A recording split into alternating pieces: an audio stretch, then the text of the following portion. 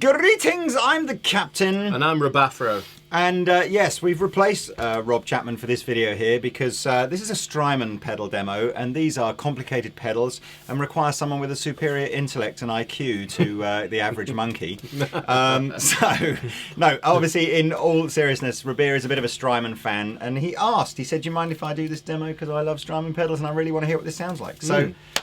Tell me what do you think the Deco is, Mr. B? Well, from what I'm aware, it's basically based around that vintage tape machine back in the old studios, analog stuff. So you're going to have that tape echo, kind of slapback sound for country players, and the wobble. Yeah, and you can get like flanger. And I'm not I'm by no means an expert in this kind of field, but certainly I remember seeing I think it was an Eddie Kramer video once where he was explaining how they did some of those early kind of flange effects with Jimi Hendrix, and it was all about getting tape machines and slowing one down so that it sort of fluttered and modulated with the other one. So I'm pretty sure this is kind of where we're coming from with the Deco. So there are two buttons. The left hand button is a tape saturation button. So this again, I'm guessing is adding in and emulating the sort of the gain section that you would typically get from an old tape machine. Now this has been done by pedals like the Exotic EP and the more recent sort of Dunlop Echoplex pedal. So this is a really popular thing at the moment, is just to have a pedal that emulates the sort of the fatness and a little bit of extra gain that you used to get in the preamp section of those old tape machines. You were saying as well that you'd read that they've gone to like, this is how much you would have got out of one, but they've sort of emulated like a more setting. Yeah, at 12 o'clock it is basically the limit of what you'd find typically of a vintage tape recorder.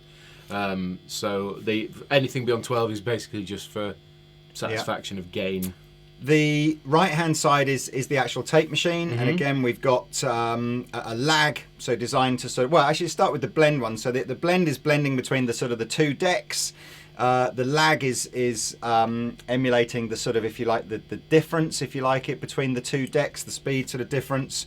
And the wobble is adding some sort of random flutter in by the sounds of the thing. I wonder if it's sometimes almost that happy accident where you just had two machines that should have been running at the same speed, but maybe one had a motor in it that would sort of speed up and slow down. Yeah. And you got that kind of funky wobble.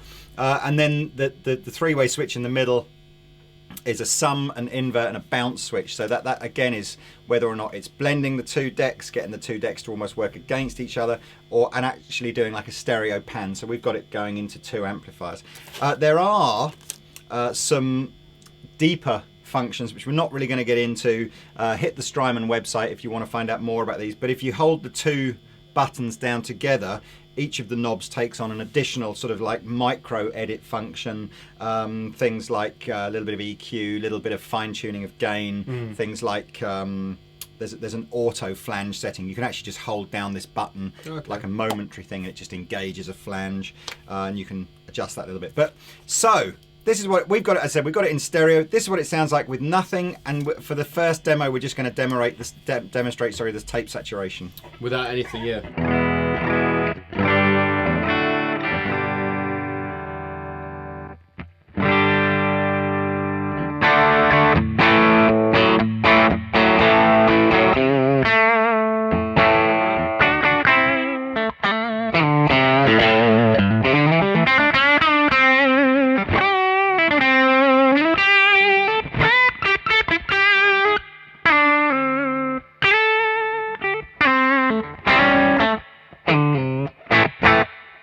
So really transparent. It doesn't, you hear the extra gain, but you don't really hear a significant tonal change. It's subtle.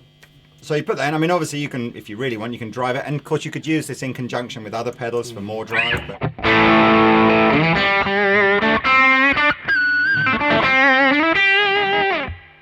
I like that because it's kind of like, how you get some distortion pedals where you can still hear the clean signal underneath. Yep. Well, it seems like they've aimed to just let it blend in like a warm bit of saturation. It's not adding.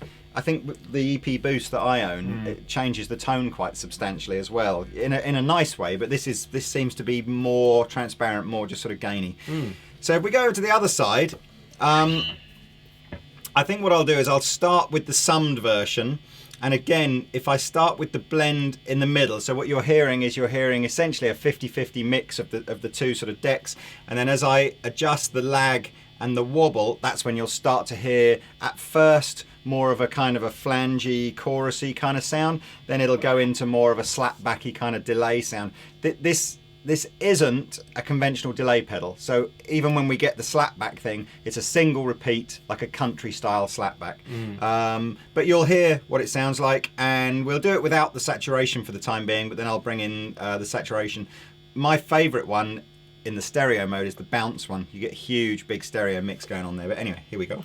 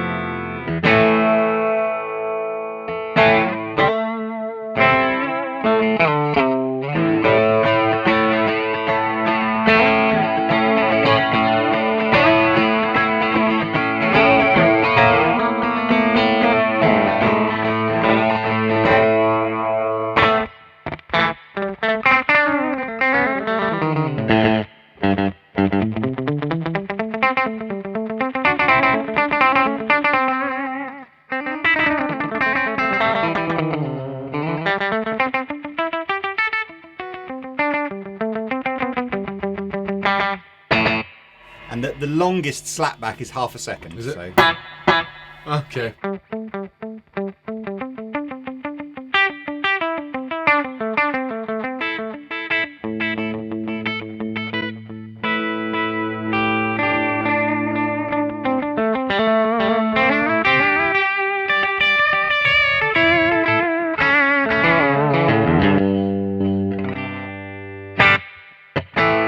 Now, I'm just going to switch to the invert and the bounce switch as well, whilst leaving this. Well, I'll still, in fact, when we get to bounce, I'll play again a little bit more with going between the sort of the chorusy vibe and the slapback vibe, because I like that. But for the time being, this is just the inverted version.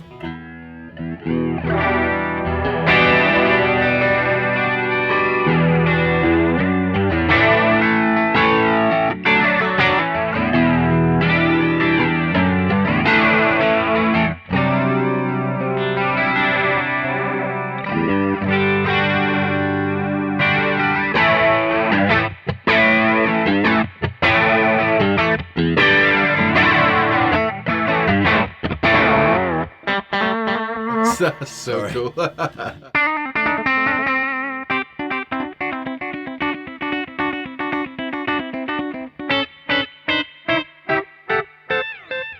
And of course, I can, as I said, using the blend, I can make all those echoes and stuff much more subtle if I want, like this. So.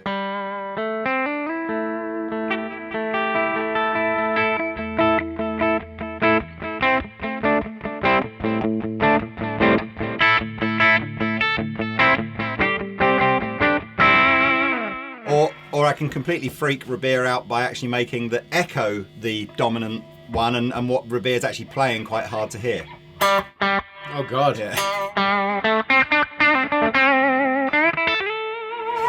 It's horrible. I'm guessing that's probably more useful when it's in the sort of more flangey sort of versions.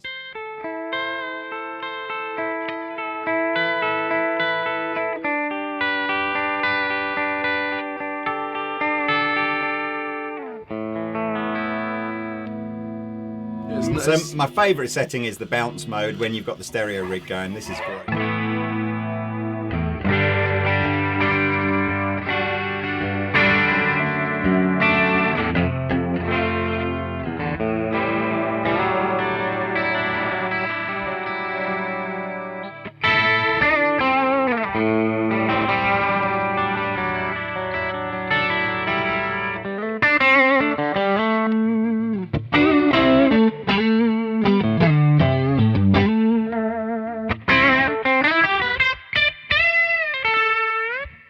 Sounds great. And again, with the slapback, sounds monster as well. Can you get it a bit... shorter. Closer to the... Yeah, there you go. Interestingly now, we've not got a single repeat anymore. We've got multiple repeats, haven't we? Yeah. So that's obviously just a bounce thing. Oh yeah. 1, 2, so 3. it is like we've got like two distinct ones as opposed to a single one. So it's a bit more like a delay. It's as if you're affecting the lag of one differently to the other to get that. But that's cool. Well, it feels more like a delay pedal that way. I mean, the way I've been playing guitar through it is almost as if it was a delay pedal, and it was a bit of that, because I don't know, some sort of play some like U2-y stuff, or I don't know. I don't know any U2.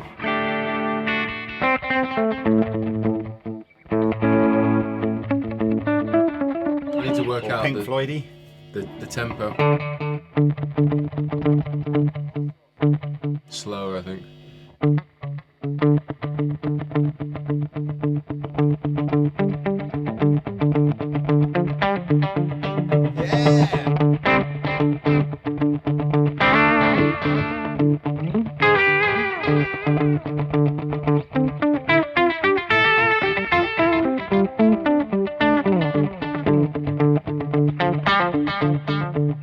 That's cool. Now it also has, and I'm desperately trying to find in the manual here, I've just realised on the back it's got an expression pedal input, which will do something, I suspect, but it doesn't tell me on the quick start guide. I'd assume that controls lag, or... It's bound to control lag or saturation or something, isn't it? But again, we'll put a link to the main description of this in the description underneath the video, so you can go and find out. But there we are. I think we should just fade out on some trippy kind of thing that Rabir just plays over the top of this. How much are these? That's a great question. Oh yeah, cool. Yeah. I'll put that in the description as well below. Cool. Awesome.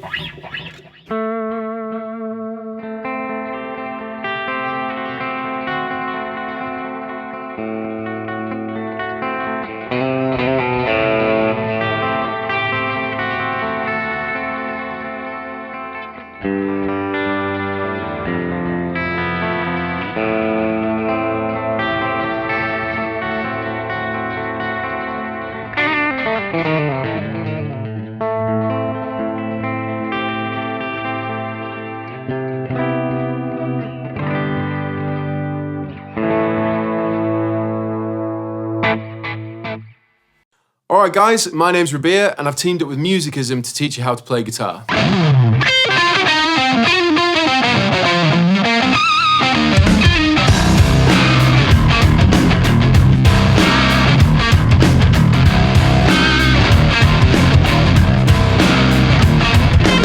So I've been playing guitar about 10 years. I'm the lead guitarist in the band Dorje, and I also have my own signature model guitar from Chapman guitars.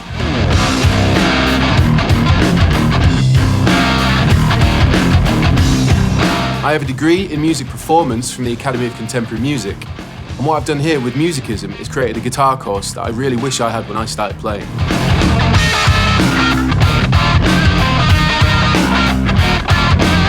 So with this guitar course, I'm not just going to teach you scales and chords and techniques, but I'm also going to give you the knowledge to become a really awesome guitar player.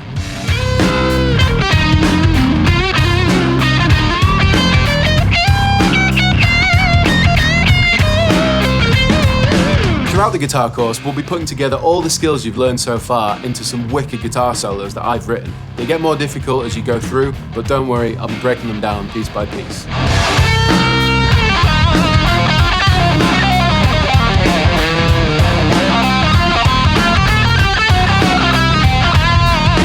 We'll be starting from the ground up, so I'll be teaching you how to hold a guitar pick, to holding the guitar, vibrato and bending, all the way through to awesome guitar solos. By the end of this guitar course, you'll be flying around the fretboard in no time. So let me show you how it works. You'll be following lessons along the learning path that I've laid out for you. We'll learn the guitar step by step so you don't get lost.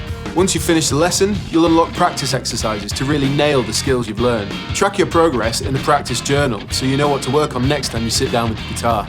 Earn badges as you practice. If you really want to challenge yourself, get them all, because if you do, you'll be a really great guitar player. So what's stopping you? Click here to start learning guitar for free, and I'll see you in the first lesson.